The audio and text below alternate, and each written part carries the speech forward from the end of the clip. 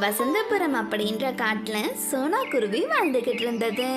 அது ஒரு மாடு வளர்த்து அதிலிருந்து வரக்கூடிய பாலை கறந்து வியாபாரம் செஞ்சு தன்னுடைய வாழ்க்கையை நடத்திக்கிட்டு இருந்தது. அதே போல் அந்த காட்டில் வாழக்கூடிய காலுக்காகவும் 2 மாடுகளை வளர்த்து அதிலிருந்து வருமானம் ஈட்டிக்கிட்டு இருந்தது. அம்மா, ஏம்மா இன்னைக்கு நம்மளுடைய பால் ரொம்ப கம்மியாக இருக்கு? ஆமாம் பியூட்டி, இன்னைக்கு மாடு ரொம்ப கம்மியான பாலை தான் கொடுத்துருக்கு. என்ன பண்ண முடியும்? இந்த பாலை நான் எடுத்துட்டு போய் கடையில் கொடுத்துட்டு வரேன். மாட்டுக்கு நல்ல உணவுகளை இனிமே கொடுக்கணும் அப்படின்னு சொல்லிட்டு சோனா குருவி அந்த கம்மியான பாலை கூட கலப்படம் இல்லாம கடையில எடுத்துட்டு போய் கொடுத்தது. அதே சமயத்துல காலுக்காகவும் அதனுடைய மனைவி கோரி கிட்ட இந்த மாதிரி பேசிக்கிட்டு இருந்தது. கோரி, நான் 2 மாட்டுல இருந்தும் பாலை கறந்து முடிச்சிட்டேன். சீக்கிரமா இதுல கலக்கிறதுக்கு தேவையான தண்ணியை எடுத்துட்டு வா. ஆமா காலுஜி, தினமும் இந்த பால்ல இவ்வளவு நிறைய தண்ணி கலக்குறீங்களே, இது வரைக்கும் உங்களை யாரும் எதுக்கு பால்ல இவ்வளவு தண்ணி கலக்குறீங்கன்னுட்டு கேள்வியே கேட்கலையா? அப்படியே நான் பால்ல தண்ணி கலக்கிறத அவங்க கண்டுபிடிச்சா கூட என்ன அவங்களால என்ன செய்ய முடியும்? அவங்களுக்கு வேற வழியே கிடையாது. இந்த காட்டுலயே நாம தான் அதிக பாலை வித்து வியாபாரம் பண்றோம். நம்ம கிட்ட அவங்க பாலை வாங்கி தான் ஆகணும். ஆமாம் காலுஜி, நீங்க சரியா சொன்னீங்க. இந்த காட்டிலேயே நாம மட்டும்தான் 2 பசுமாடு வச்சு பால் வியாபாரம் பண்ணிட்டு இருக்கோம். அப்புறம் இந்த சோனா குருவி ஏதோ ஒரு மாட்டை வச்சு கொஞ்சோண்டு பாலை வித்து வியாபாரம் பண்ணிட்டு இருக்கு. அதனால எல்லா பறவைகளுக்கும் வேற வழியே இல்லை, நம்ம கிட்ட தான் அவங்க பால் வாங்கி ஆகணும் அப்படின்னு சொல்லிட்டு காலுக்காகவும் தான்கிட்ட இருக்கக்கூடிய பாலை விட 2 மடங்கு அதிகமான தண்ணீரை பால்ல கலந்து அதை கடைக்கு வியாபாரம் பண்றதுக்காக எடுத்துக்கிட்டு போச்சு. காலு, இனிமே உன்னுடைய பாலை என்னுடைய கடைக்கு எடுத்துட்டு வராத. நான் ஏன் பால் எடுத்துட்டு வரக்கூடாது? ஆமா, என்கிட்ட பாலை வாங்கி நீ வியாபாரம் செய்யல அப்படின்னா இந்த காட்டுல வேற யாரு உன் கடைக்கு பால் எடுத்துட்டு வந்து கொடுப்பாங்க? ஏன் அப்படின்னா உன்னுடைய பால் ரொம்பவே தண்ணியா இருக்குது. பால்ல தண்ணிய கலக்கறியா இல்ல தண்ணியில பாலை கலக்கறியானே எனக்கு தெரிய மாட்டேங்குது. உன்னுடைய பால் இனிமே என் கடைக்கு எடுத்துட்டு வராத. நான் சோனா குருவியுடைய பாலை வாங்கியே வியாபாரம் செஞ்சுக்கிறேன். அதுதான் இந்த காட்டிலேயே தரமான பாலை என் கடைக்கு கொடுக்குது. கடைக்காரர் இந்த மாதிரி சொன்ன உடனே காலுக்காகவும் ரொம்பவே கோவத்தோட தன்னுடைய வீட்டுக்கு கிளம்பி போச்சு. அப்படி போன காலுக்காகவும் தன் மனைவியை கூப்பிட்டு இந்த மாதிரி புலம்ப ஆரம்பிச்சது. கோரி, இனிமே அந்த பால் கடைக்காரர் நம்மளுடைய பாலை வேணாம் அப்படின்னு சொல்லிட்டாங்க. இந்த சோனா குருவி நியாயமா பால் வியாபாரம் பண்றான் அப்படின்னு சொல்லி மொத்தமா நம்மளுடைய பால் வியாபாரத்துக்கு பால் ஊத்திடுச்சு. எப்படியாவது அந்த சோனா குருவிய நம்ம நிம்மதி இல்லாம பழி வாங்கியே ஆகணும் கோரி. காலுஜி, நீங்க கோவத்துல முட்டாள்தனமா யோசிக்கிறீங்க. கொஞ்சம் அறிவை யூஸ் பண்ணி சாமர்த்தியமா யோசிச்சு பாருங்க. அந்த சோனா குருவியை நாம பழி வாங்க தேவையில்ல. அதோடைய வியாபாரம் எதனால நல்லா நடக்குது? அது ஒரு பசுமாடு வச்சிருக்கிறதுனால தானே. நாம் அந்த பசுமாட்டை மட்டும் கொன்னுட்டா போதும், அப்புறம் சோனா குருவி இருக்கிற இடம் தெரியாம போயிடும். ஆமா கோரி, நீ சொல்றது கூட சரிதான். நான் ஏன் அந்த சோனா குருவியை கொல்லணும்? நான் பேசாம அது வளர்க்கக்கூடிய அந்த பசுமாட்டை கொன்னுடுறேன். அப்புறம் தானே அந்த சோனா குருவி நம்ம வழிக்கு வந்துடும். நம்மளுடைய வியாபாரமும் பழைய மாதிரி நடக்க ஆரம்பிச்சிடும் அப்படின்னு சொல்லிட்டு காலுக்காகவும் அன்னைக்கு இரவே சோனா குருவியுடைய வீட்டுக்கு போய் அந்த பசுமாடு குடிக்க இருக்கக்கூடிய அந்த தண்ணீர்ல விஷத்தை கலந்துருச்சு. அந்த விஷ தண்ணீரை குடிச்ச அந்த பசுமாடும் இறந்து போயிடுச்சு. அடுத்த நாள் காலையில விடிஞ்ச உடனே சோனா குருவி அதோடைய பசு இறந்திருக்கிறத பார்த்து ரொம்பவே வருத்தப்பட ஆரம்பிச்சிடுச்சு. ஐயோ கடவுளே, என்ன இது சோதனை! என்னுடைய பசுமாடு இரவுல நான் பார்த்தப்போ கூட ரொம்ப ஆரோக்கியமா இருந்ததே, இப்ப என்னடானா காலையில விடிஞ்சு பார்த்த உடனே இப்படி இறந்து கிடக்கே. நிச்சயமா என் பசுமாட்டை யாரோ திட்டம் போட்டுதான் கொன்னுட்டாங்க அப்படின்னு சொல்லிட்டு சோனா குருவி ரொம்பவே வேதனையில இருந்தது. இப்படியே சில நாட்கள் கடந்து போச்சு. ஒரு நாள் அதோடைய மகள் பியூட்டி சோனா குருவி கிட்ட இந்த மாதிரி பேச தொடங்குச்சு. அம்மா, நீங்க இன்னும் எத்தனை நாட்கள் இந்த மாதிரி சோகமா இருக்க போறீங்க? நடந்ததை நம்ம கடந்து போய் தானம்மா ஆகணும். அப்போதானே நம்மளுடைய வாழ்க்கை அடுத்த நிலைமைக்கு போகும். நீங்க இந்த சோகத்திலிருந்து முதல்ல வெளியில வாங்கம்மா. பியூட்டி, இந்த பசுமாட்டை நம்பி தான் நம்ம குடும்பமே இருந்தது. அது கொடுக்கக்கூடிய கொஞ்சோண்டு பாலாக இருந்தாலும் அதை வியாபாரம் செஞ்சு தான் நம்ம குடும்பத்தை நடத்திட்டு வந்தோம்.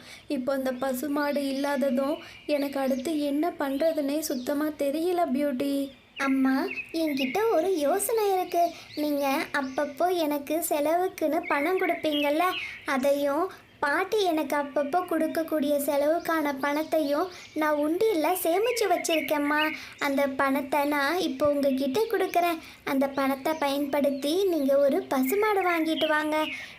நம்மளுடைய பால் வியாபாரத்தை முதல்லேருந்து தொடங்கலாமா அப்படின்னு சொல்லிட்டு சோனா குருவி பியூட்டி கிட்ட இருந்து அந்த பணத்தை வாங்கிட்டு மாடு வாங்கறதுக்காக சந்தைக்கு புறப்பட்டு போச்சு. அப்படி போய்கிட்டு இருக்கக்கூடிய வழியில ஒரு வயதான பாட்டி திடீர்னு சோனா குருவி முன்னாடி வந்து இந்த மாதிரி பேச ஆரம்பிச்சிட்டாங்க. பறவையே, நான் சாப்பிட்டு 2 நாட்கள் ஆகுது. எனக்கு ரொம்ப சோர்வாக இருக்குது. உன்கிட்ட சாப்பிட ஏதாவது உணவு இருந்தா கொஞ்சம் எனக்கு கொடுத்து உதவுறியாம்மா? பாட்டி, உங்களை பார்க்கும்போது எனக்கு ரொம்பவே பரிதாபமாக இருக்குது. ஆனால் இப்போ உங்கள் பசியை தீர்க்க என்கிட்ட எந்த ஒரு உணவுமே இல்லை. என்னை தயவு செஞ்சு மன்னிச்சிடுங்க. நீங்கள் வேற யாருக்கிட்டையாவது உணவு கேட்டு பாருங்க பாட்டிமா. உணவு இல்லைனாக்க கூட பரவாயில்லை பறவையே. உன்கிட்ட ஏதாவது பணம் இருந்தா அதை எனக்கு கொடு. அதை பயன்படுத்தி நான் ஏதாவது ஒரு எளிய உணவை வாங்கி சாப்பிட்டுக்கிறேன். என் பசியை நீ இன்னைக்கு போக்குனேன்னா உன் குடும்பம் என்றைக்குமே செல்வத்தோடு இருக்குமா? பாட்டி, உங்களை பார்க்கும்போது எனக்கு ரொம்பவே பரிதாபமாக இருக்குது. ஆனால் இதுதான் என்கிட்ட இருக்கக்கூடிய கடைசி பணம். இந்த பணத்தை நான் உங்ககிட்ட கொடுக்குறேன். இதை பயன்படுத்தி நீங்கள் உங்கள் பசியை போக்கிக்கோங்க பாட்டி. அப்படின்னு சொல்லி சோனா குருவி தாங்கிட்ட இருந்து பசுமாடு வாங்குறதுக்காக வச்சிருக்கக்கூடிய அந்த பணத்தை அந்த வயதான பாட்டிக்கு பசியை போக்குறதுக்காக கொடுத்தது. பறவையே, இந்த பணத்தை நீ உன்னுடைய தேவைக்கு எதுக்கு வச்சிருந்தியோ என்னமோ, இப்போ இந்த பணத்தை என்கிட்ட கொடுத்துட்டியே. இப்போ உன்னுடைய தேவைக்கான பணத்துக்கு நீ எங்கே போவ பறவையே? பாட்டிமா, என்னுடைய வீட்டில் நான் ஒரு பசுமாடு வளர்த்துட்டு இருந்தேன். அந்த பசுமாட்டிலேருந்து வரக்கூடிய பாலை கறந்து அதை வியாபாரம் செஞ்சு தான் என் குடும்பத்தை நடத்திக்கிட்டு இருந்தேன். திடீர்னு ஒரு நாள் இரவு என்னுடைய பசுமாடு இறந்து போயிடுச்சு. அப்புறம் எங்கள் வீட்டில் இருக்கக்கூடிய கடைசி பணத்தை எல்லாம் சேர்த்து இப்போ நான் ஒரு மாடு வாங்கிறதுக்காக தான் சந்தைக்கு போனேன். அப்போ தான் உங்களை பார்த்து இந்த பணத்தை உங்ககிட்ட கொடுத்துட்டேன். அச்சச்சோ, என்ன சொல்கிற பறவையே? நீ மாடு வாங்க வச்சிருந்த பணத்தையா எனக்கு கொடுத்துட்ட? பரவாயில்ல விடு, என்னால் உனக்கு ஒரு உதவி செய்ய முடியும். என் வீட்டில் ரொம்ப நாட்களாக ஒரு பசுமாடு இருக்குது. அதை என்னால் சரியாக பராமரிச்சிக்க முடியலை. அந்த மாடை நான் உன்கிட்ட கொடுக்குறேன். அதை நீ உன் வீட்டுக்கு எடுத்துகிட்டு போய் நல்லா பராமரித்து உன்னுடைய வாழ்க்கையை மேம்படுத்திக்கோ. என்ன பாட்டி சொல்கிறீங்க? நிஜமாவே உங்ககிட்ட ஒரு பசுமாடு இருக்கா? அப்படி இருந்தாலும் அந்த பசுமாட்டை நீங்கள் உங்கள் மனசால எனக்கு கொடுக்க விரும்புகிறீங்களா பாட்டிம்மா? ஆமாம் பறவையே, என்கிட்ட இருக்கக்கூடிய என்னுடைய பசுமாட்டை நான் என்னுடைய முழு மனசோட உனக்கு கொடுக்க விரும்புகிறேன். நீ தாராளமாக அதை என் வீட்டில் இருந்து உன் வீட்டுக்கு கொண்டுட்டு போய் பராமரிச்சுக்கோ. அப்படின்னு சொல்லி அந்த வயதான பாட்டி தன்னுடைய வீட்டுக்கு கூட்டிட்டு போய் தாங்கிட்ட இருக்கக்கூடிய அந்த பசுமாட்டை சோனா குருவிக்கு கொடுத்துட்டாங்க. அம்மா, இந்த பசுமாடு பார்க்க ரொம்பவே அழகா இருக்கு. இந்த பசுமாட்டுக்கு நான் ஒரு பேர் வைக்கலான்னு இருக்கேம்மா. சரி பியூட்டி, உனக்கு என்ன பேர் பிடிச்சிருக்கோ அந்த பேரவே இந்த பசுமாட்டுக்கு தாராளமாக வை.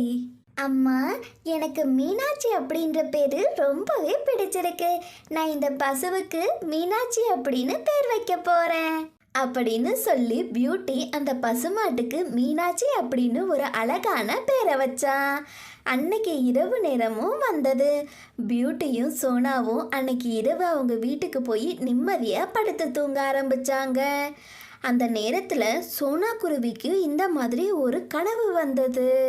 பறவையே, சீக்கிரமா எழுந்துரு பறவையே. வெளியில இருக்கக்கூடிய பசுமாட்டில் பால் கறக்கக்கூடிய நேரம் வந்துருச்சு.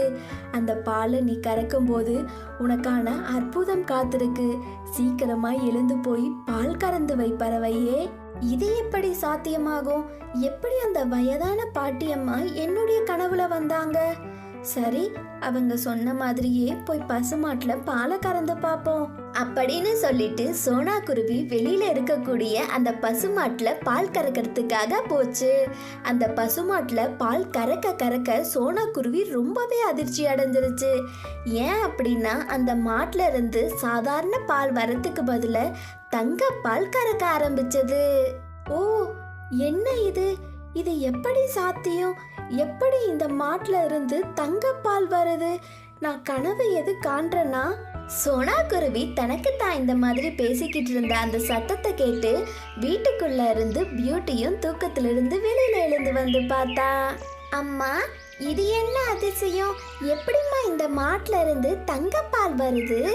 ஆமாம் பியூட்டி, என்ன அதிசயம் அப்படின்னு தெரியல. ஆனா இதுக்கெல்லாம் காரணம் அந்த வயதான பாட்டி தான் அப்படின்றது எனக்கு நல்லாவே தெரியுது. ஏன் அப்படின்னா கொஞ்ச நேரத்துக்கு முன்னாடி நான் தூங்கிட்டு இருக்கும் போது அந்த வயதான பாட்டி தான் என்னுடைய கனவுல வந்து போய் மாட்டுல இருந்து பாலை கற, அதுல உனக்கு ஒரு அதிசயம் காத்திருக்குன்னு சொன்னாங்க. அதே மாதிரி இப்ப அதிசயமும் நடந்துருச்சு. இது எல்லாமே அந்த வயதான பாட்டியுடைய மந்திர சக்தியா தான் இருக்கணும். அம்மா, நீங்க சொல்றது ரொம்பவே உண்மைதாம்மா. அந்த வயதான பாட்டி உண்மையிலேயே கடவுளா தான் இருக்கணும். அதனால தான் இப்படி ஒரு மந்திர சக்தியுடைய பசுமாட்டை நமக்கு கொடுத்து உதவியிருக்காங்க. இப்போலேருந்து நம்மளுடைய வாழ்க்கையே தலைகீழா மாறிடும்லம்மா. அப்படின்னு சொல்லி சோனா குருவியும் பியூட்டியும் அன்னையிலிருந்து அந்த பசுமாட்டிலிருந்து வரக்கூடிய தங்க பாலை கறந்து நெகக்கடையில விற்று அவங்களுடைய வாழ்க்கையை ரொம்ப ஆடம்பரமா வாழ ஆரம்பிச்சாங்க. இப்படியே சில நாட்கள் கடந்து போச்சு. ஒரு நாள் காலுக்காகவும் அதோடைய மனைவி கிட்ட இந்த மாதிரி பேசிக்கிட்டு இருந்தது. கோரி, அந்த சோனா குருவியுடைய பசுமாட்டை கொன்னுட்டா அது ரொம்பவே ஏழ்மை நிலைக்கு வந்துரும்னு நம்ம திட்டம் போட்டோம். ஆனா அதுடைய அதிர்ஷ்டத்தை பார்த்தியா? அது கிட்ட தங்க பால் கொடுக்கக்கூடிய ஒரு பசுமாடு வந்திருக்கு. இப்ப நம்ம போட்ட திட்டம் எல்லாமே வீணா போச்சு கோரி. சரி காலுஜி, இப்போ எதுக்கு அதை நினச்சி வருத்தப்பட்டுட்டு இருக்கீங்க? அந்த சோனா குருவி கிட்ட முதல்ல இருந்த மாட்டை எப்படி நைட்டில் தீர்த்து கட்டினமோ அதே மாதிரி இந்த மாட்டையும் இன்னைக்கு இரவோட இரவா தீர்த்து கட்டிடுவோம். அப்புறம் அந்த சோனா குருவிக்கு வேற வழியே இல்லாத மறுபடியும் ஏழ்மை நிலைக்கு வந்துடும். அப்படின்னு சொல்லி காலுக்காகவும் கோரிக்காகவும் விஷத்தை எடுத்துக்கிட்டு சோனா குருவி வீட்டுக்கு அந்த பசுமாட்டை கொல்றதுக்காக போனாங்க. காகங்களே, ஒழுங்கு மரியாதையா இங்கிருந்து ஓடி போயிடுங்க, இல்லைனா உங்களுடைய பின்விளைவு ரொம்பவே மோசமா இருக்கும். நான் எச்சரிக்கை தரும்போதே இங்கிருந்து தப்பிச்சு போயிடுங்க. ஏ பசுமாடி, உனக்கு எவ்வளவு திமிரு இருந்தா இந்த காலுக்காகத்தவே மிரட்டி பார்க்குவ? உனக்கு அவ்வளவு தைரியம் வந்துருச்சா? இன்னைக்கு இரவு உன்னுடைய கதையை முடிச்சு கட்டாம நான் இங்கிருந்து நகரவே மாட்டேன். இன்னைக்கு உன்னை கொன்னு காட்டுறேன் பாரு. காலுக்காகத்துடைய சத்தத்தை கேட்டு சோனா குருவியும் பியூட்டியும் வீட்டை விட்டு வெளியில வந்து பார்த்தாங்க. காலு அண்ணா, இந்த இரவு நேரத்துல என் வீட்டுக்கிட்ட நீங்க என்ன பண்ணிட்டு இருக்கீங்க? அது மட்டும் இல்லாம எதுக்காக காலு அண்ணா என் பசுமாட்டுக்கிட்ட நீங்க சண்டை போட்டுட்டு இருக்கீங்க? முதல்ல இங்கிருந்து கிளம்புங்க. என்னது? நான் இங்கிருந்து கிளம்புறதா? அப்படிலாம் என்னால சும்மா கிளம்ப முடியாது சோனா. உன்னுடைய முதல்ல இருந்த பசுமாட்டை விஷம் வச்சு கொன்னது நான் தான். இப்ப இந்த மாட்டையும் கொல்லாம இங்கிருந்து நான் போகவே மாட்டேன். என்ன சொல்றீங்க? என்னுடைய முதல் பசுமாட்டை நீங்களா கொன்னீங்க? உங்களுக்கெல்லாம் கொஞ்சம் கூட இருக்கும் அப்படின்றதே கிடையாதா காலு அண்ணா? நீங்கள்லாம் இந்த ஜென்மத்தில் இல்லை, எந்த ஜென்மத்திலையுமே திருந்தவே மாட்டீங்க. ஒரு வாயில்லாத ஜீவனை அநியாயமாக கொன்னுட்டீங்களே. நிச்சயமாக அந்த கடவுள் உங்களுக்கான தண்டனையை கொடுப்பாரு. காகங்களே, ஒழுங்கா இப்பயும் உங்களுக்கு ஒரு எச்சரிக்கை தரேன். இந்த வாய்ப்பை பயன்படுத்தி ஒழுங்கா இங்கிருந்து தப்பிச்சு போயிடுங்க, இல்லைன்னா உங்களுக்கான தண்டனை ரொம்ப கொடுமையாக இருக்கும். ஏ பசுமாடே, உன்னுடைய மிரட்டலுக்கு பயந்து எங்களாலலாம் இங்கிருந்து சும்மா போக முடியாது. உன்னை கொன்னுட்டு தான் நாங்கள் இங்கேருந்து போவோம். இப்போ மட்டும் நாங்கள் உன்னை கொல்லாமல் போயிட்டோம் அப்படின்னா எங்களுக்கு இரவு நேரத்தில் நிம்மதியாக தூக்கமே வராது. அதனால் இன்னைக்கே உன்னுடைய கதையை நாங்கள் முடிச்சு கட்டிடுவோம். அந்த பசுமாடு எவ்வளவு சொல்லியும் காலுக்காகவும் கோரிக்காகவும் அவங்க மனசை மாற்றிக்கவே இல்லை. அதனால் ரொம்பவே கோபமடைஞ்ச அந்த பசுமாடு தான் கொம்பால் அவங்க 2 பேரையும் இடித்து தள்ளிடுச்சு. சோனா, நான் இப்போலேருந்தே உங்கள் குடும்பத்தில் ஒரு நபராகிட்டேன். இனிமே எந்த ஒரு ஆபத்தும் உங்களை தேடி வராது. அப்படி உங்ககிட்ட வரணும்னா அந்த ஆபத்து முதல்ல என்ன சந்திக்கணும். இனிமே உங்களுடைய குடும்பத்துக்கு நான் ஒரு காவலாக இருப்பேன்.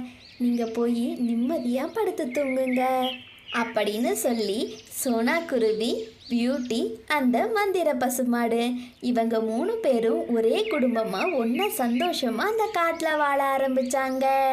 ஹை நண்பர்களே, இந்த கதை மூலியமாக நாம் தெரிஞ்சுக்கிறது என்ன அப்படின்னு பார்த்தீங்கன்னா, பேராசை பெரும் நஷ்டம். நம்மளுடைய வாழ்க்கையில் எந்த ஒரு சூழ்நிலையிலுமே நம்ம பேராசை படவே கூடாது. இந்த கதை உங்களுக்கு பிடிச்சிருந்தா லைக் பண்ணுங்கள், ஷேர் பண்ணுங்கள், மறக்காமல் நம்ம சேனலை சப்ஸ்கிரைப் பண்ணுங்கள்.